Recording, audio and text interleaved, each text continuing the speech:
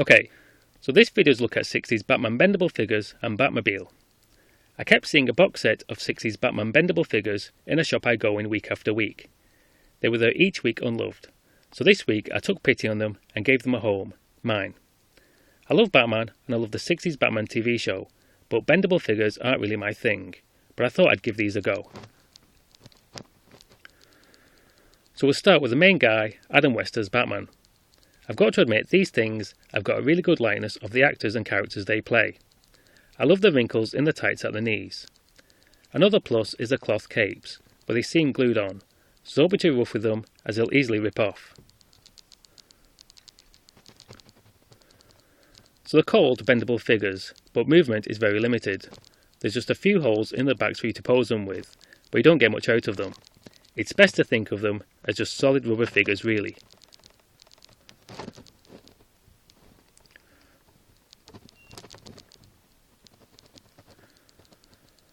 To go with Batman, you get the ultimate sidekick Robin, who's made in the same style as the Batman figure, a glued-on cape and posable holes.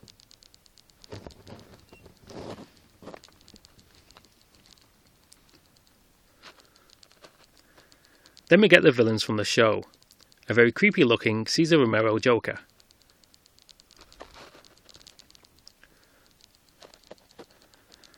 A Julie Newmar Catwoman with redder hair than I remember.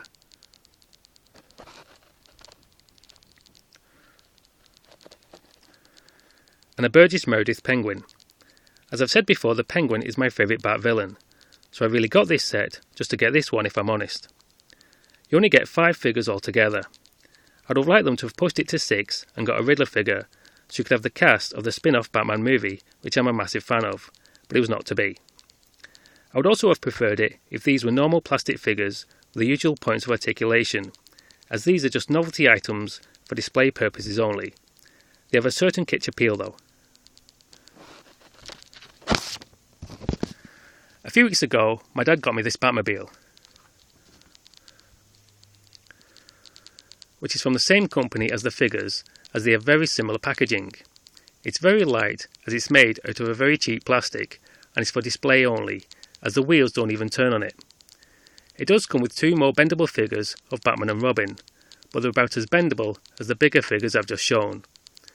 But if you add this with them, you might be able to create a pretty good 60's Batman TV show diorama, which isn't too bad, and all you can do with them really. Okay, so that was a look at 60's Batman Bendable figures and Batmobile, and hopefully you'll join me on another video sometime.